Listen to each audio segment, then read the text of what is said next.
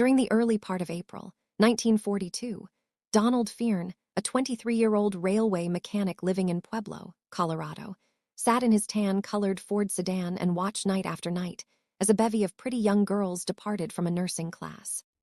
Beautiful 16-year-old Alice Porter, a high school student taking night classes, caught his attention, and he spent the next week following the girl around and spying on her as she went about her normal routine.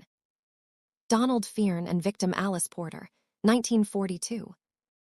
On the night of Wednesday, April 22, a few hours after his wife had given birth to his daughter, Fearn caught up with Porter as she was walking home from class and forced her into his car at gunpoint.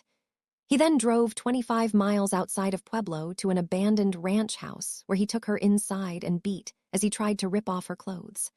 To get him to stop, Porter agreed to strip naked for him. Fearn then bound her ankles, wrists, and mouth with tape. As she lay there, afraid of being raped, afraid of dying, she watched as this normal-looking man with spectacles and a receding hairline make a fire in the fireplace. If she thought he was trying to make their accommodations more comfortable and to heat the cabin while a cold rain fell, she soon realized this was not his intentions. When it was blazing, he took a long wire, stuck it in the fire until it was red hot, and used it to burn her skin on her abdomen and back in about 24 places. When he was done torturing her, he raped the frightened young girl.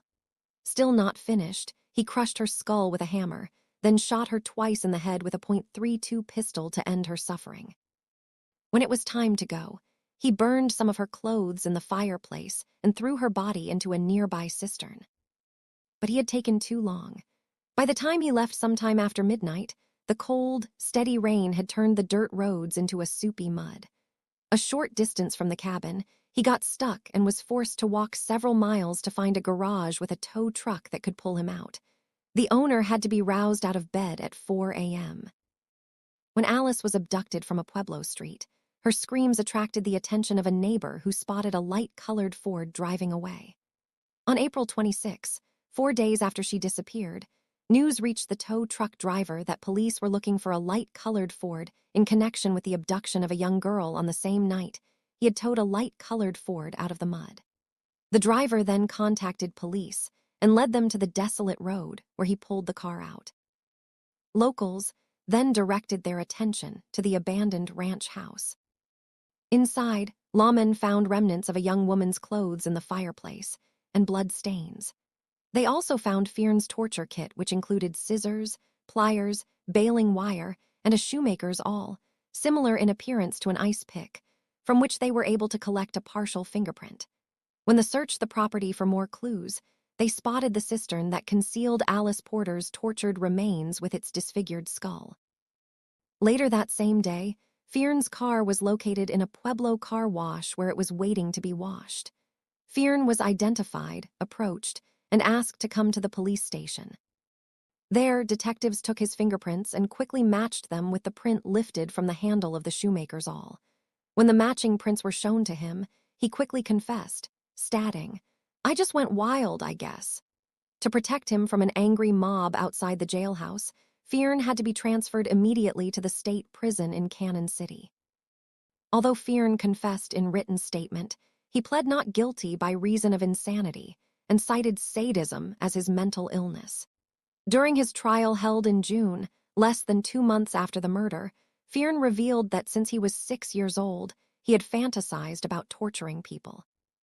Fearn told the court that he had uncontrolled impulses since before he was 6 years old, and that they consisted of a desire to inflict injury on others.